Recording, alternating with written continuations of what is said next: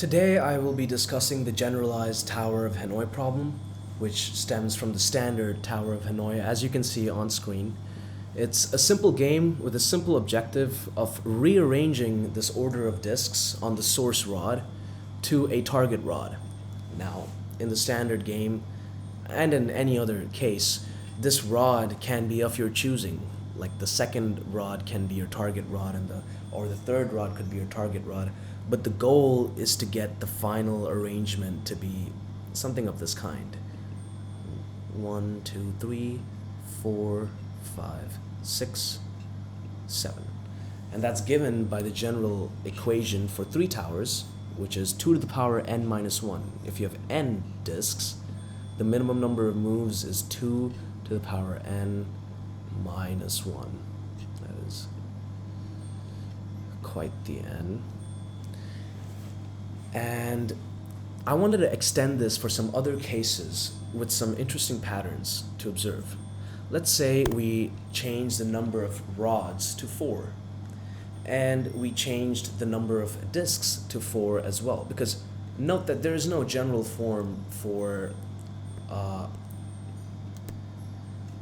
n disks and 4 towers. There's no general form.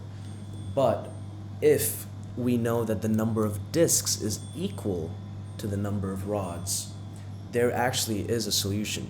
Now I want to go back to the previous case where we had 3 rods and 3 disks, and note that the minimum moves was 7.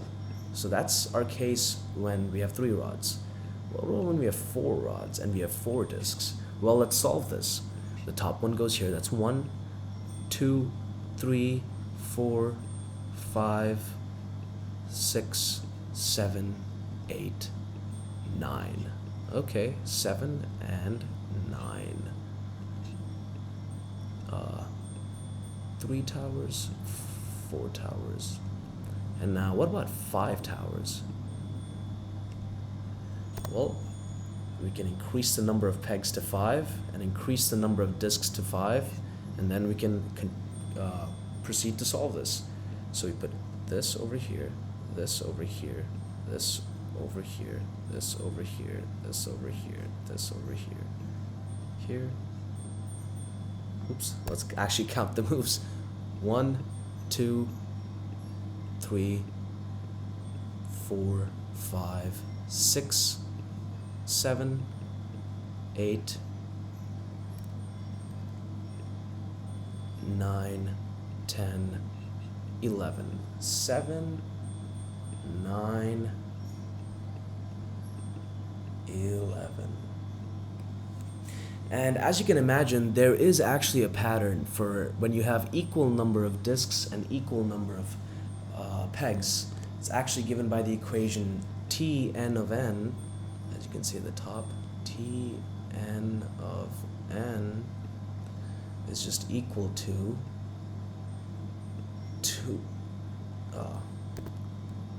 Tn of n is equal to 2n plus 1. That is the case mentioned in the thumbnail. But what if we had more towers than we had disks? And I want to go back to the main case. We have 3 towers, and let's say we have 2 disks. Now how would this look like? Let's count. 1, 2, 3. That's 3. All right. Now what about 4 pegs and 3 disks? That's 1, 2, 3, 4, 5. 3, 5. What about the next one? 5 towers and 4 disks. Well, that's just 1, 2, 3, 4, 5, 6, 7. And there's a very beautifully simple reason this is happening. And we can explore that with the next case. If we have 6 towers and we have 5 disks, note that every one of these disks will be moving twice. 1, that moved once, that moved once, that moved once. This except the largest disk. The largest disk will directly go from target all the way to source, from source to all the way to target, and it won't move any more than that. So the largest will move once, but then every other disk will be moved twice. Hence, we know that if we have n number of disks and more towers than we have disks, then we can say, and I'll call that infinity because that just implies we have an infinite number of towers and we can use as many towers as we want as n grows. Of n. Remembering the logic, every disk moves twice except the larger disk. Hence, the minimum number of moves must equal 2n minus 1. And what's funny is that the other equation for when you have equal disks as towers is a consequence of that previous attribute itself. Because when you have equal number of towers, you actually have to spend always consistently equal number of disks as towers. You consistently have to add 2 more moves than the 2n minus 1 case. 2n minus 1 case. Hence why we get 2n plus 2, or 2n plus 1. And I wanted to bring your attention to what they call the Stewart's algorithm, or frame-Stewart algorithm, to find the minimum number of moves given k towers and n disks. So I was running these experiments for my own knowledge, and I wanted to share a conjecture with you regarding what if we had the case where we had one less disk than we had towers for all of these different cases. So 5 disks, but then four pegs, and then 6 disks, but then 5 pegs, and then 6 pegs, but then 7 disks. So this case, there actually is a general form, and let me start by showing it to you. So if we have 4 towers or 3 towers and 4 disks, we know that's 2 to the power 4 minus 1, that's 15. 4 towers and 5 disks, it actually goes down to 13. But then we do 5 towers and 6 disks. This is this frame-Stewart algorithm implemented, by the way. So this is 15 moves according to the frame-Stewart algorithm. And there actually is a pattern based on the offset of the number of disks with respect to the towers. And it's given in this conjecture that I'm stating.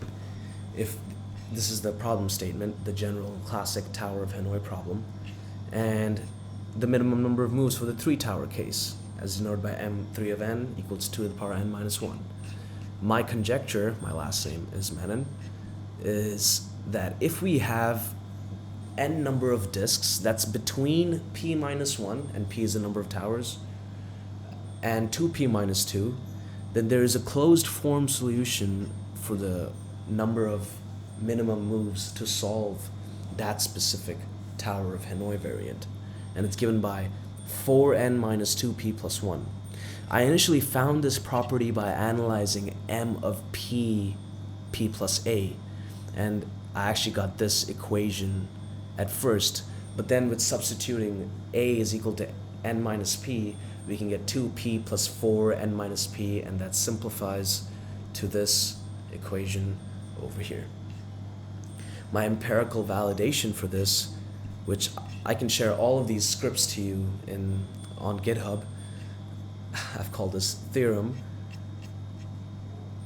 I have implemented a frame-Stewart's algorithm, and I have also given my own function or equation over here, which is calculated as conjecture value, 2p plus 4a plus 1.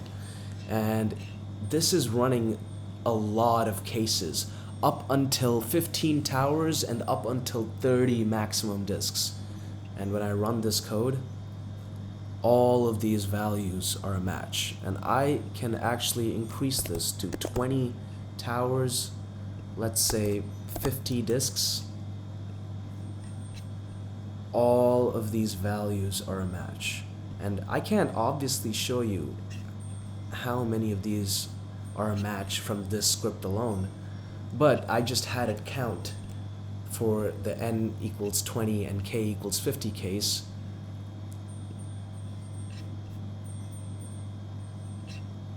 Or the proof, I'm sorry, the k equals 20 and n equals 50 case.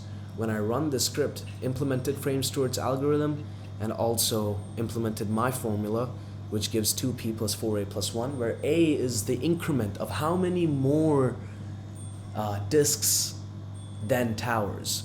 That's why it's p plus a.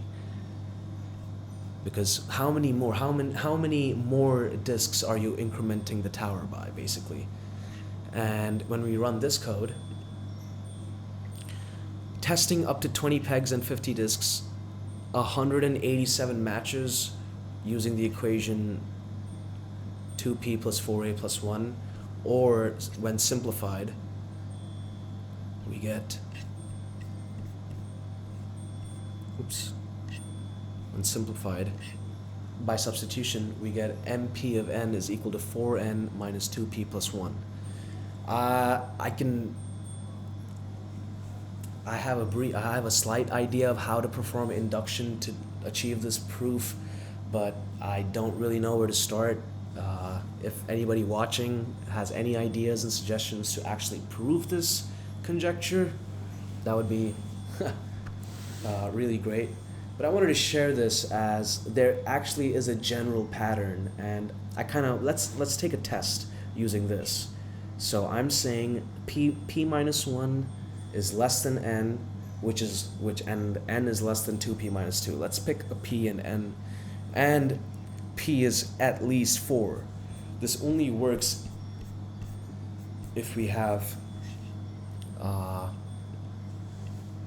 this only really works if we have at least 4 towers.